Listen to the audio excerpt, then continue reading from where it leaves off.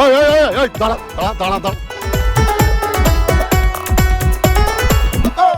কিরে তুই আমার কিস্তির টাকা না দিয়ে পলায় বেড়াচ্ছিস? আমার টাকা দে। এটা কেনা নতুন বউ স্যার। শালা কিস্তি দিতে পারো না, পলায় বেড়াও, আবার নতুন একটা বিয়ে করিস? আমার মাফ করে দেন স্যার, সব টাকা লোন নিয়ে আগের বিয়ে খরচ করে ফেলাইছি স্যার। ভাবছিলাম শ্বশুরের কাছ থেকে যৌতুক নিয়ে আপনারা টাকাটা দেবো, কিন্তু শ্বশুর এলাকায় এমন বাইজ্জত এমন কিপটা বউটার এত মারামারি স্যার, তারপরেও তার মন গলে না স্যার। এই দুঃখে তো স্যার আপনার টাকা দেওয়ার জন্য 2 লাখ টাকা যৌতুক নিয়ে বোবা মেয়েটারে বিয়ে করছি স্যার। তাহলে আমার টাকা দিয়ে দে।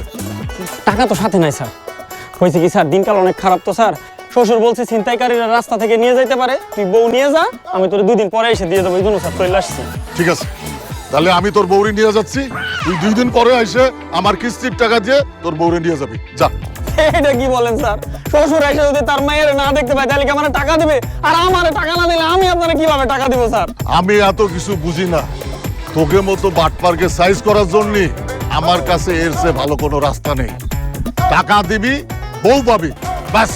এই স্যার নামো নামো নামো নামো, আসো আসো, নামো নামো, আয় সর, নামো নামো নামো নামো, আয় আসো, নামো নামো, সর সর, সামনে তো সর, ওঠো, বসো বসো, সর, আয় সর সর, বসো বসো বসো, আবার সর, টাকা বিদায়, সর, যা,